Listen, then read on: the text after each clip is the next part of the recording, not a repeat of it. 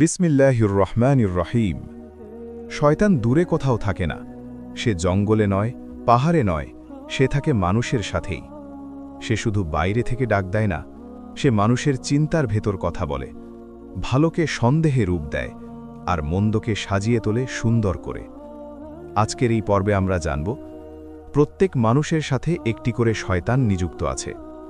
নবীজি সাল্লাল্লাহু আলাইহি ওয়াসাল্লাম নিজে এ বিষয়ে কি বলেছেন, আর কিভাবে এই অদৃশ্য শত্রু মানুষের রক্তস্রোতের মতো চলাচল করে। এই আলোচনা জ্ঞান নয় শুধু, এটি আত্মরক্ষার এক গুরুত্বপূর্ণ শিক্ষা। প্রিয় দর্শকবৃন্দ, বাংলা কোরআন চ্যানেলের ধারাবাহিক ইসলামী আলোচনা সিরিজে তলবিসুল ইবলিস, শয়তানের ধোঁকা এর পর্ব 6 আপনাদের সবাইকে জানাই আন্তরিক স্বাগতম।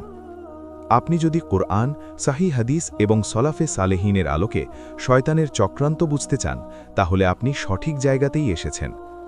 অনুগ্রহ করে মনোযোগ দিয়ে শুনুন, কারণ এই পর্বে আলোচিত বিষয় আমাদের প্রতিদিনের জীবনের সাথে সরাসরি জড়িত। প্রত্যেক মানুষের সাথে একটি করে শয়তান আছে। ওরওয়া ইবনে জুবায়ের হজরত আয়েশা রাদিয়াল্লাহু আনহা হইতে বর্ণনা করেন, এক রাতে হজরত সাল্লাল্লাহু আলাইহি ওয়াসাল্লাম আমার নিকট হইতে উঠিয়া বাহিরে যান। ইহাতে আমার কিছুটা সন্দেহ হইল। তিনি ফিরিয়া আসিয়া আমাকে চিন্তান্বিতা দেখিয়া জিজ্ঞাসা করিলেন, হে আয়েশা, তোমার কি হইল? তোমার হিংসা হইল? আমি আর্য করিলাম, ইয়া রাসূলাল্লাহ, আপনি অন্য মহিষীর নিকট যাইবেন আর আমার ঈর্ষা হইবে না। ঈর্ষাদ করিলেন, আয়েশা, তোমার শয়তান কি তোমার উপর প্রাধান্য বিস্তার করিল নাকি? আমি বলিলাম, ইয়া রাসূলাল্লাহ, আমার সাথেও শয়তান আছে। ঈর্ষাদ করিলেন, হ্যাঁ। প্রত্যেক লোকের সাথেই আছে? হ্যাঁ। আপনার সাথেও আছে নাকি? হ্যাঁ, কিন্তু আমার প্রভু আমাকে আমার শয়তানের উপর প্রাধান্য দিয়াছেন এবং সে মুসলমান হইয়া গিয়াছে। হজরত আবদুল্লাহ ইবনে মাসুদের মতে হজরত সাল্লাল্লাহু আলাইহি ওয়াসাল্লাম ইরশাদ করিয়াছিলেন, আল্লাহ আমার শয়তানের উপর আমাকে প্রাধান্য দান করিয়াছেন এবং সে আমাকে সত্য ব্যতীত অন্য কোনো কিছুর প্রতি ইঙ্গিত করে না। উম্মুল মুমিনিন হজরত সফিয়া বিনতে হুয়াই বলেন, একবার হজরত সাল্লাল্লাহু আলাইহি ওয়াসাল্লাম এতেকাফে ছিলেন। আমি রাতে তাহার সাথে সাক্ষাৎ করিতে যাই এবং কথাবার্তা বলিয়া ফিরিয়া আসি। তিনি আমাকে বাড়িতে পৌঁছাইয়া দেওয়ার জন্য আমার সাথে সাথে আসিলেন। হজরত সফিয়া বলেন, আমার ঘর উসামা ইবনে জায়েদের এলাকার মধ্যে ছিল। ইত্যবসরে 2 জন আনসারকে দেখা গেল। তাহারা নবীজিকে দেখিয়া দ্রুত পদে অগ্রসর হইতে লাগিল। হজরত সাল্লাল্লাহু আলাইহি ওয়াসাল্লাম তাহাদিগকে উদ্দেশ্য করিয়া বলিলেন, দাঁড়াও, দাঁড়াও, আমার সাথে সফিয়া। তাহারা বলিল, ইয়া রাসূলাল্লাহ, আপনি কি ঈর্ষাদ করিতেছেন? ঈর্ষাদ করিলেন, শয়তান মানবদেহে রক্তস্রোতের ন্যায় চলাচল করে। আমি ভয় করিতেছি যে শয়তান না জানি তোমাদের অন্তরে কুধারণা সৃষ্টি করিয়া দেয় কিনা। আবু সালেমান খাত্তাবি বলেন, এই হাদিস দ্বারা এই ফাকিহ মাসআলা অবগত হওয়া যায় যে যে কাজে মানুষের কুধারণা হইতে পারে, উহা করা হইতে বিরত থাকিবে। ইহাও উচিত যে নিজেকে অন্যায় হইতে নির্দোষ প্রমাণ করিয়া লোকের নিন্দাবাদ হইতে বাঁচিয়া থাকিবে। ইমাম শাফেঈ রহমতুল্লাহ আলাইহি বলেন, হজরত সাল্লাল্লাহু আলাইহি ওয়াসাল্লামের ভয় হইয়াছিল যে হয়তো আনসারদ্বয়ের অন্তরে কোনো প্রকার কুধারণার সৃষ্টি হইয়া যাইবে, যাহার ফলে তাহারা কাফের হইয়া যাইবে। তাহাদের মঙ্গলের জন্যই হজরত সাল্লাল্লাহু আলাইহি ওয়াসাল্লাম এই কথা বলিয়াছিলেন। শয়তান হইতে নিরাপদ থাকা। কুরআন তেলাওয়াত করার সময় এবং জাদু করার সময় শয়তানের হাত হইতে নিরাপদ থাকার জন্য আল্লাহ নিকট আশ্রয় প্রার্থনা করার নির্দেশ রইয়াছে। যখন এই 2 সময় আশ্রয় প্রার্থনা করিতে বলিয়াছেন, তখন অন্যান্য সময়ের তো কোনো কথাই নাই। আবু তিয়াহ বলেন, আমি আব্দুর রহমান ইবনে হানিশকে জিজ্ঞাসা করিলাম, আপনি হুজুর সাল্লাল্লাহু আলাইহি ওয়াসাল্লামের সঙ্গলাভ করিয়াছিলেন? তিনি বলিলেন, হ্যাঁ। আমি বলিলাম, যে রাতে শয়তান বাহিনী হজরত সাল্লাল্লাহু আলাইহি ওয়াসাল্লামকে আক্রমণ করিয়াছিল, সেই রাত সম্বন্ধে কিছু বলুন। তিনি বলিলেন, শয়তান বাহিনী বন জঙ্গল হইতে, পাহাড়ের ঘাঁটি হইতে হজরত সাল্লাল্লাহু আলাইহি ওয়াসাল্লামকে আক্রমণ করিল। উহাদের মধ্যে একটি শয়তান হজরত সাল্লাল্লাহু আলাইহি ওয়াসাল্লামের পবিত্র মুখমণ্ডল জ্বালাইয়া দেওয়ার জন্য আগুন লইয়া আগিয়া আসিল। এমন সময় হজরত জিবরিল আলাইহিস সালাম আসিয়া হজরত সাল্লাল্লাহু আলাইহি ওয়াসাল্লামকে এই দোয়া পাঠ করিতে বলিলেন, আউযু বিকালিমাতিল্লাহি তাম্মাতি মিন শাররি মা খালাকা ওয়া যারাআ ওয়া বারাআ ওয়া মিন শাররি মা ইউনজিলু মিনাস সামারি ওয়া মিন শাররি মা ইয়ারুজু ফিহা ওয়া মিন শাররি ফিতনাতিল লাইলি ওয়ান নাহারি ওয়া মিন কুল্লি তারিকিন ইল্লা তারিকান ইয়াতরুকু বিখাইরিন ইয়া রহমান। বর্ণনাকারী বলেন, নবীজি এই দোয়া পাঠ করিতেই আগুন নিভিয়া গেল এবং শয়তান বাহিনী পরাজয় বরণ করিল। হজরত আয়েশা রাদিয়াল্লাহু আনহা হইতে বর্ণিত আছে, হজরত সাল্লাল্লাহু আলাইহি ওয়াসাল্লাম ইরশাদ করিয়াছেন, তোমাদের মধ্যে কোনো একজনের নিকট শয়তান আসিয়া জিজ্ঞাসা করে, তোমাদের স্রষ্টা কে?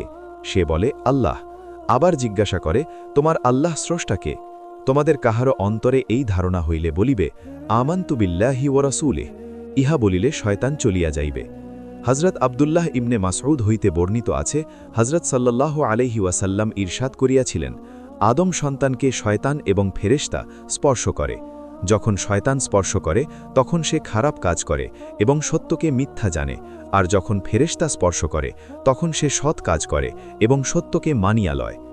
যখন তোমার অন্তরে পুণ্যভাব উদয় হয় তখন মনে করিও যে ইহা আল্লাহর দান এবং আল্লাহর শুকরিয়া আদায় করো।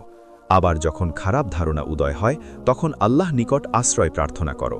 অতঃপর হজরত সাল্লাল্লাহু আলাইহি ওয়াসাল্লাম এই আয়াত পাঠ করিলেন, আশ-শাইতানু ইয়াইদুকুমুল ফাকরা ওয়া ইয়া'মুরুকুম বিল ফাহশা। শয়তান তোমাদিগকে অভাব অনাটনের প্রতিশ্রুতি দেয় এবং খারাপ কাজে নির্দেশ দেয়।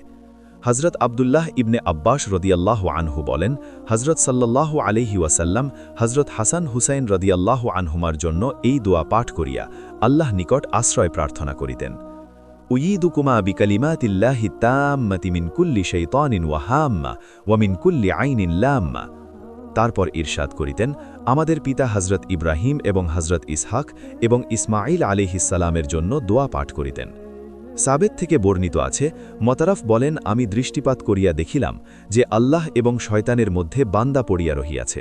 আল্লাহ ইচ্ছা করিলে তাকে নিরাপদ রাখেন, আর যদি ছাড়িয়া দেন তবে শয়তান তাকে নিজ আয়ত্তে লইয়া যায়। কোনো একজন বুজুর্গ তাহার শাগিলদকে জিজ্ঞাসা করিলেন, শয়তান যখন পাপকে তোমার দৃষ্টিতে সুন্দর করিয়া দেখাইবে তখন তুমি কি করিবে? শাগির্দ বলিল, শয়তানকে পরিশ্রমের কাজে লাগিয়া দিব। এইভাবে ৩ বার প্রশ্ন করিলে শাগির্দ একই উত্তর দিলে বুজুর্গ বলিলেন, ইহা খুব খারাপ কথা। আচ্ছা বলতো, তুমি যদি কোনো ছাগপালের নিকট দিয়া যাও, তখন যদি ছাগপালের পাহারাদার কুকুর তোমাকে আক্রমণ করে এবং তোমার গমনে বাধা দেয়, তখন তুমি কি করিবে? শাগির্দ বলিল, আমি উহাকে প্রহার করিব এবং সামর্থ্য অনুযায়ী বাধা দিব। বুজুর্গ বলিলেন, ইহাও তোমার পক্ষে অন্যায়, বরং তোমার কর্তব্য ছাগপালের মালিককে ডাকা, যিনি তোমাকে কুকুরের হাত হইতে রক্ষা করিবেন। গ্রন্থকার বলেন, ইবলিসের উদাহরণ মুত্তাকি এবং দুনিয়াদারের সাথে এমন যে একজন লোক বসা এবং তাহার সামনে কোনো প্রকার খাদ্যদ্রব্য নাই। তাহার সম্মুখ দিয়া একটি কুকুর যাওয়ার সময় ধমক দিতেই চলিয়া গেল।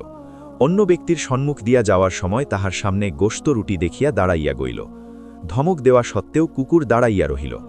প্রথম ব্যক্তির উদাহরণ মুত্তাকির, তাহার নিকট শয়তান আসিলে উহাকে দূর করার জন্য আল্লাহর জিকিরই তাহার জন্য যথেষ্ট।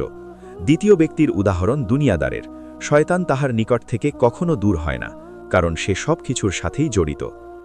এই পর্ব আমাদের একটি গভীর সত্য শেখায়, শয়তানকে ভয় পাওয়ার চেয়ে শয়তানকে চিনে নেওয়াই বেশি জরুরি। যে ব্যক্তি আল্লাহর জিকিরে শক্ত থাকে, শয়তান তাহার সামনে কুকুরের মতো, ধমক দিলে পালিয়ে যায়। কিন্তু যে ব্যক্তি দুনিয়ার মোহে ডুবে থাকে, তাহার সামনে শয়তান দাঁড়িয়ে যায়, ধমকেও আর কাজ হয় না। আল্লাহ তাআলা আমাদের সবাইকে নিজের নফস ও শয়তানের কুমন্ত্রণা থেকে হেফাজত করুন, সত্যকে সত্য হিসাবে চিনে নেওয়ার তৌফিক দিন এবং শেষ নিঃশ্বাস পর্যন্ত ঈমানের উপর অটল রাখুন। আমিন।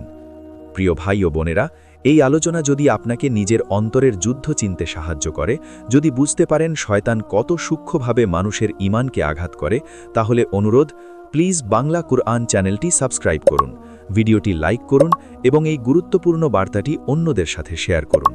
কারণ একটি শেয়ার কাউকে কুধারণা ও ওয়াসওয়াসা থেকে বাঁচাতে পারে, আর একটি সাবস্ক্রাইব হতে পারে এই শিক্ষার যাত্রায় আপনার সাদাকায়ে জারিয়া। পরবর্তী পর্বর সাথে ইনশাআল্লাহ আমরা আলোচনা করব তালবিস ও গুরুর, অর্থাৎ শয়তান কিভাবে মানুষকে নিজের আমল নিয়েই ধোকায় ফেলে, কিভাবে ইবাদতের মাঝেই অহংকার ঢুকিয়ে দেয়, আর কিভাবে একজন মানুষ বুঝতেই পারে না সে সঠিক পথে আছে না বিভ্রান্তির পথে। এই ভয়ঙ্কর কিন্তু প্রয়োজনীয় আলোচনা কখনোই মিস করবেন না। ওয়াসসালামু আলাইকুম ওয়া রাহমাতুল্লাহি ওয়া বারাকাতুহু।